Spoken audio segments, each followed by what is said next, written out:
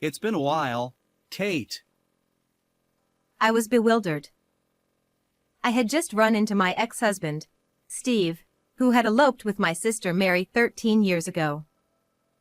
It happened in the vegetable section of a supermarket where I was shopping.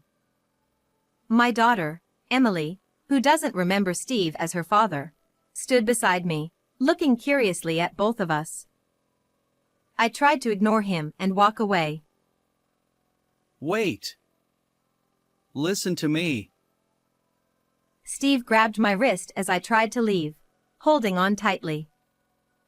Emily continued to look at me with a puzzled expression, while Steve, still clutching my wrist, began explaining why he had returned to town. In short, he ran out of money and came back to ask for financial help from me, his ex-wife, a pathetic story.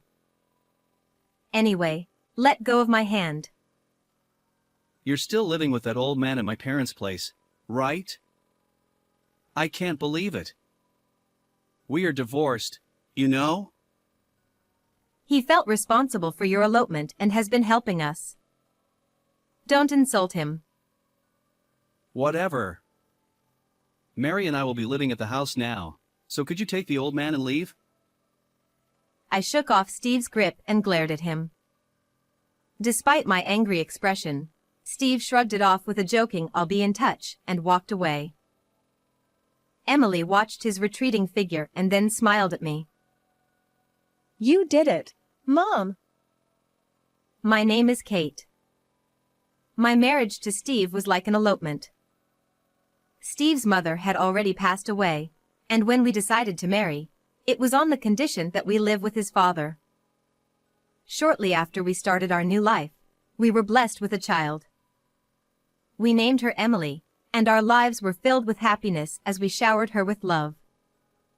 Running away together was never something to be proud of, but I was happy. When Emily turned 3 and things had settled down a bit, we decided to go on a trip, leaving Emily with her grandfather, whom she was very attached to. It was a rare trip by car, but it wasn't just Steve and me. My sister Mary came along as well. I'm so happy to go on a trip. Steve's driving is so comfortable and reassuring. Mary, sitting in the back seat with the window open, smiled happily. Steve, at the wheel, smiled back. Mary, naturally affectionate, called Steve by his first name and became very attached to him. Being my precious sister, I had splurged on the travel expenses, which Steve covered entirely. We walked around the tourist spots, and both Mary and I enjoyed laughing with Steve. In a small alley off the bustling shopping street, Steve went to the bathroom while Mary and I sat on a bench to catch our breath. Thank you, Kate. You invited me on what was supposed to be a trip for just you two.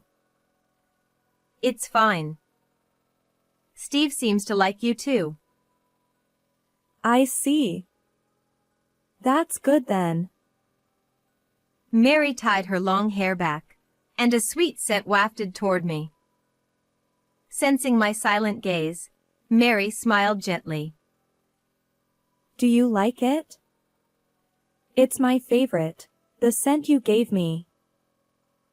She took out a bottle of perfume from her bag. It was an aroma mist I had given her for her birthday, a simple gift because I couldn't afford much. I just diluted the essential oil, which I thought would suit Mary, with distilled water and put it in a store-bought spray bottle. But Mary had been delighted, calling it a special item just for me. I'm glad you like it. You've always had good taste, Kate. You've always chosen good things, from way back. I looked down, feeling a bit embarrassed. I had never realized Mary thought of me that way. Dad and Mom say you turned into a bad girl. But to me, you've always been someone to look up to. Her words felt strangely out of place, making me a bit worried. Maybe I sensed she was about to leave or something. If you ever need help, tell me. Steve and I will always be on your side." When Steve returned, Mary immediately stood up, pulling Steve's arm playfully and urging him to hurry. It had been a long time since I had walked outside feeling so calm since Emily was born. After a tiring day of walking, we had a delicious dinner and fell asleep as soon as we returned to the hotel. It must have been around 2 a.m. I woke up to the sound of the hotel room door opening. "What's going on?" I asked Steve, who was standing by the door, from my bed. He seemed startled to see me awake. Suspicious, I got up and approached him. "Where did you go at this hour? You didn't go drinking, did you?" No, I didn't. We have plans tomorrow. Let's just go to sleep. As Steve tried to slip past me toward the bedroom, a familiar scent reached my nose. In the confined space of the hotel room, the aroma spread. It was unmistakably the scent of the aroma Mary had been wearing. It wasn't just a faint scent from being around her during the day. It was so strong it seemed like Mary had intentionally put on perfume to make her presence known to me. "Do I smell Mary's perfume? Did you go to her room?" Time seemed to stop between Steve and me as we both froze. Mary was sleeping in the room next door. If there was a reason he went to her room, it was suspicious, but I didn't want to pursue it further. Steve stared at me, not saying a word. Eventually, he scratched his head with a sheepish smile, saying no. Well, I had no intention of asking more questions or pursuing the matter further. But Steve, without any hint of remorse, almost gleefully, like a child caught in a prank, began talking about his affair. After confessing everything, Steve smiled as if relieved. "See, I was honest, so forgive me." Sorry. He then slipped into bed. I stood there in shock for a few minutes before scattering the amenities like brushes and cotton swabs on the vanity. "Hey! What are you doing?" Steve stared at me in astonishment from the bed.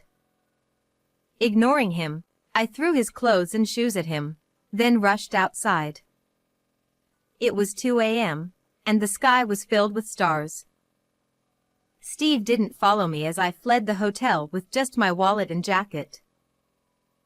I wondered why I was running, but all I could think of was escaping. The once lively tourist spot was now quiet and lonely at night. I walked aimlessly before finally returning home by taxi at dawn. I haven't seen Steve or Mary since then. They eloped. My early morning return worried my father-in-law, but young Emily was delighted and jumped into my arms. Holding her, I buried my face in her soft shoulder. "Welcome back, Mom. Welcome back." "Thank you, Emily." The sweet scent that lingered in my nose was overwhelmingly unpleasant. But holding Emily, who smelled faintly sweet and slightly fatty, was my only comfort. 13 years have passed since then. Steve and I divorced on paper and never contacted each other again. As a single mother, I have lived earnestly with Emily until now. 13 years is a long time, no matter how hard things have been. 16-year-old Emily has grown into a smart and honest girl. She excels at school and has many friends, making me proud. One day, while shopping with Emily, we unexpectedly ran into Steve. "It's been a while, Kate." In the vegetable section of the local supermarket, Emily, who didn't remember Steve as her father, looked curiously at both of us. I tried to ignore him and walk away. "Hey, Kate." I grabbed Emily's hand and tried to leave the store. Sensing something, Emily obediently quickened her pace and followed me. Wait. Listen to me. I was bewildered. I had sealed away the events of 13 years ago, and even in my life with Emily, I had hesitated to mention Steve's existence, let alone his name. Emily continued to look at me curiously. Steve, still holding my wrist, began explaining why he had returned to town. As always, Steve had been terrible with money, moving from job to job, and when he ran out of savings, he returned to his hometown. He spoke with an amused smile, as if it was someone else's problem. Just let go of my hand. You're still living with that old man at my parents' place, right? I can't believe it. We're divorced, you know? Your father felt responsible for your elopement and has been helping us. Don't insult him. Whatever. Mary and I will be living at the house now, so could you take the old man and leave? I shook off Steve's grip and glared at him. No matter how angry I looked, Steve shrugged it off with a playful "I'll be in touch" and walked away. Emily watched him leave and squeezed my hand tightly. When we got home, I received a message on my phone. I didn't know how he got my number, but it was from Steve, asking me to vacate the house in a month, with a cute emoji attached. I could imagine Steve's nonchalant smile and Mary looking down at me. 1 month. I murmured quietly. Emily, who had been peering at my phone from behind, asked, "What is this?" After a few seconds of hesitation, I decided to tell her that the man we met was her biological father and that he was now homeless and needed a place to stay. After hearing the story, Emily clapped her hands lightly and smiled brightly. Good job, Mom. What? I mean, that house is. Her words made me smile despite myself. For a long time, Emily, my father-in-law, and I lived in that house. It had an air of history and dignity, with its faded white walls and roof. The whole house seemed to lean slightly, though I couldn't be sure if it was just my imagination. The garden was overgrown with weeds due to lack of time to mow, and dodder plants spread their vines all over the ground. Opening the front door made the wooden floor creak. When young Emily came home from school, she would run across the floor, making it echo as she headed to the kitchen. We were poor and couldn't afford many things we wanted, but I have a certain feeling in my chest even now. I was desperate to make Emily and myself happy.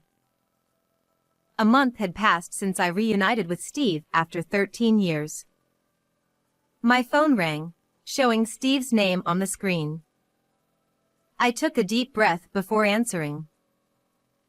Hey, Kate! The key to the house isn't working. Are you not home? That house has been empty for 5 years. The real estate company manages the keys, so I can't open it for you. What? What do you mean? Then where are you living now? I didn't answer that question and quietly closed my eyes. I remembered after my divorce from Steve, my father-in-law bowing deeply and shedding tears. He sincerely apologized for what his son had done and offered financial support. At that time, I didn't have a steady job, so I started working at the local sheet metal factory he managed. There were only a few employees, and the factory was a subcontractor for a major company. I couldn't do the heavy work of processing iron plates, so I helped with accounting and sales, doing my best. It was a male-dominated workplace and clientele, and I always felt out of place. The few young male employees constantly looked down on me.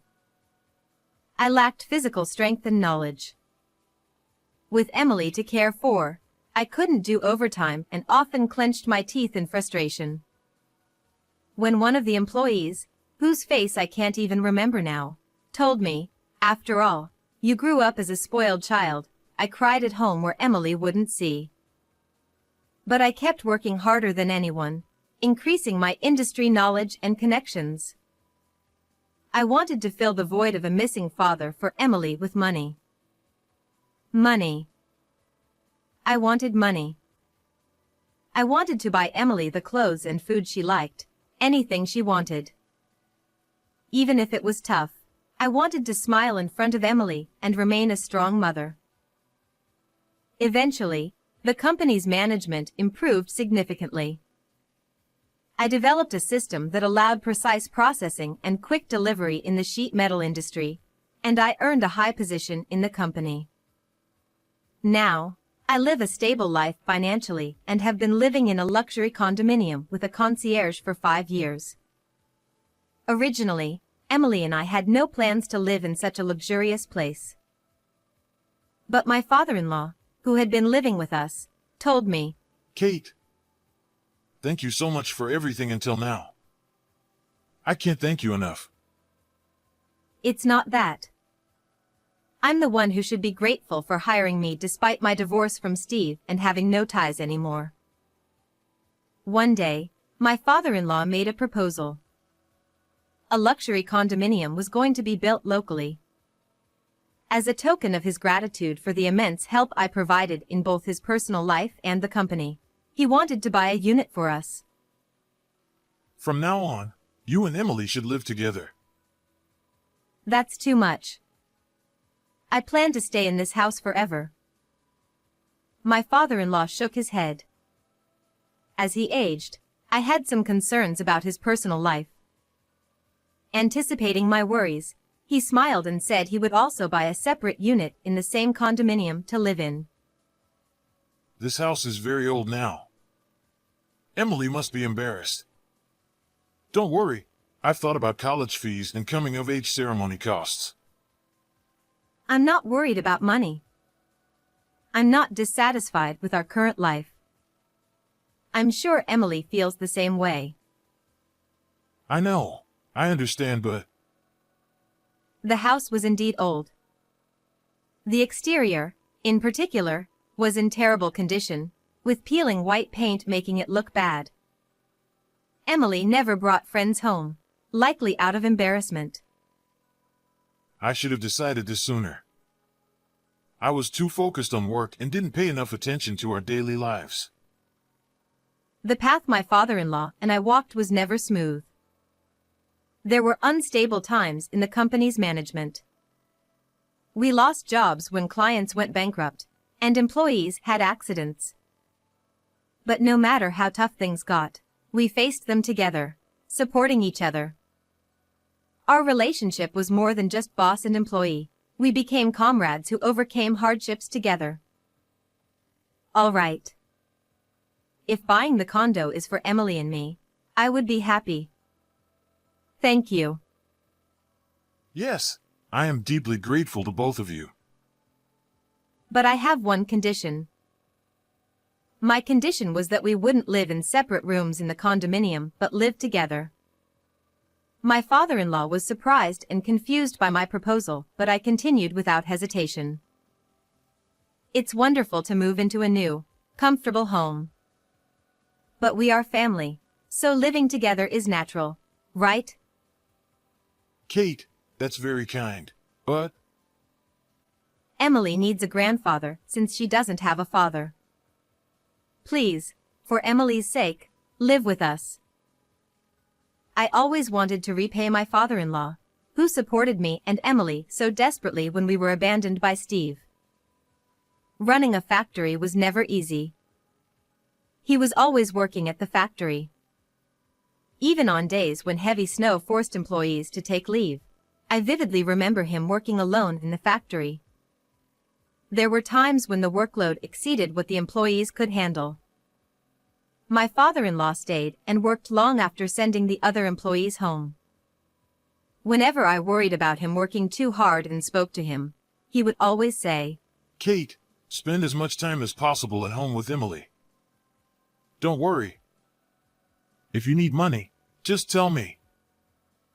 True to his word, he never failed to support our living situation. He also tried to make sure Emily, who didn't have a father, wouldn't feel lonely by pushing me to attend her school events. Today is fine. It's just a sports day. I haven't participated much before. Go to Emily's event. Don't worry about work. I knew my elderly father-in-law was straining himself at work. But he never showed it and always remained strong in front of me. At the sports day, watching Emily running hard on the lively field, I saw her wave at me with a big smile. I always wanted to repay my father-in-law for his support. Though he was initially speechless at my suggestion, he eventually sighed and gently placed his hand on my shoulder. I'm old now, and I might not be able to support you and Emily much longer. You've supported us more than enough. Now it's my turn to support. I might become a burden to you and Emily one day. I stared into his eyes. There were unspoken feelings. He was an essential and precious family member to both Emily and me. Please live with us for Emily's sake. If you bring up Emily, I can't refuse. But it's true. She needs her grandfather. Kate, you are an excellent saleswoman. Thank you. Really, thank you. And so, Emily, my father-in-law, and I started our new life in the luxury condominium. 5 years have passed since then.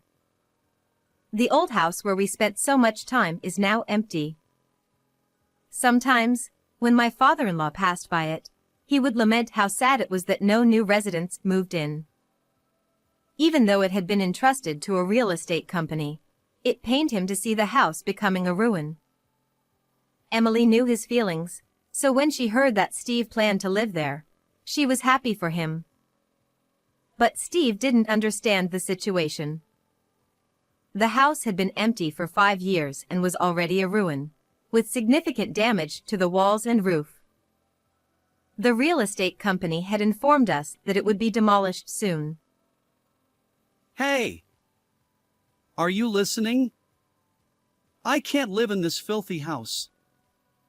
Where is Emily living? Steve yelled angrily on the other end of the line. I explained the situation. I told him how much my father-in-law had helped us, how we cooperated to grow the company, and that we now lived in a condominium, although I didn't give specifics. Steve responded with near shouting. So you're living with that rich old man for money? This is ridiculous. As his son, I have rights to the company. I'm coming over to take control. The volume was so loud I instinctively moved the phone away from my ear. My father-in-law, who was nearby, took the phone from me with a look. We were working in the same office. The reason was, Long time no see, Steve. Oh, Dad. Why are you there? Whatever. I heard from Kate. The company has grown a lot, right? Give me some position. I need a job. Don't be ridiculous. The reprimand was so intense that even I was a little surprised. My father-in-law was trembling with anger, his shoulders shaking and fists clenched tightly. Kate is now the vice president. Without her, the company wouldn't have grown this much. Vice President? Really? Well, Dad. How about you live with me and Mary? It would be easier for you to live with your real son. Steve, since you disappeared, Kate has supported my life. She's much more important to me than you, my real daughter. Real daughter. Those words made my chest warm. After separating from Steve, I felt too ashamed of my elopement and couldn't return home. I felt like I couldn't face my parents, always thinking I was raising Emily alone. My father-in-law repeatedly scolded Steve over the phone. He explained how much I suffered without financial support after Steve abandoned us. I'm much better now, but I wasn't in good health. Without Kate, I might not have made it. You're exaggerating. From now on, I'll support you. Let's work together. Steve, let me make this clear. You are disowned. Don't call again.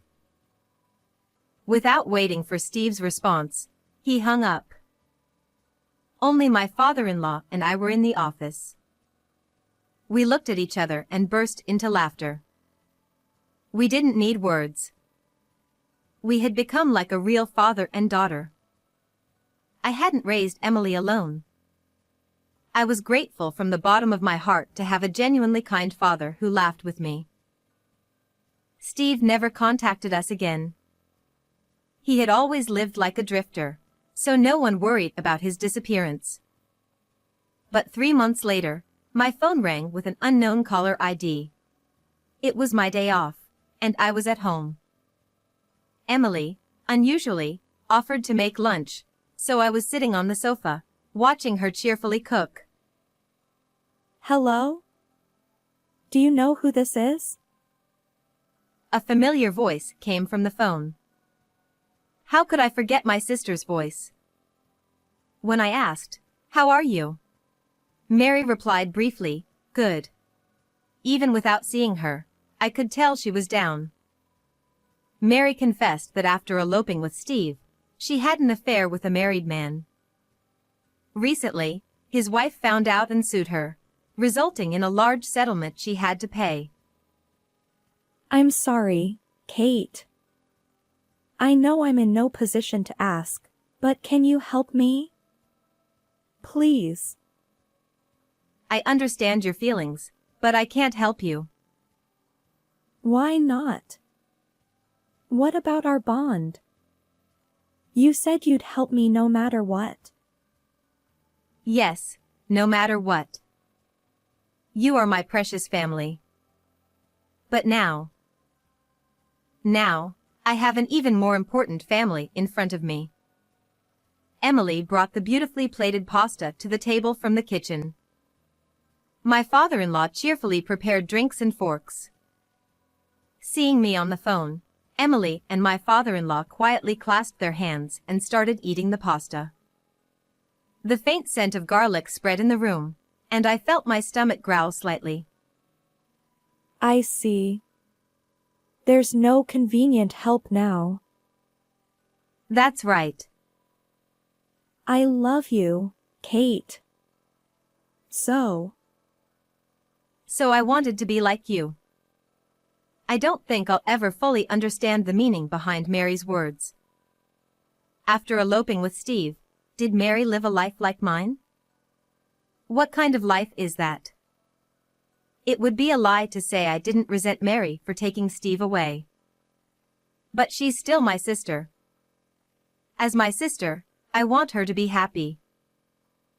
A few years later, I heard from my parents that Steve and Mary had divorced. My father-in-law retired. Thanks to his strong recommendation, I was appointed president from my position as vice president. Being a female president in a male-dominated industry is challenging. But those who help me are the young men who once worked with me at the small factory. Now, I lead a busy yet fulfilling life. Will my parents, who opposed my elopement and subsequent divorce, acknowledge me now that I live for work? Will they mourn the life I've led through many choices? My life, with all its decisions, is not a mistake. Someday, I want to visit my parents with Emily. Will you praise me then, Dad, Mom? How was today's story? Please subscribe to the channel. See you in the next video.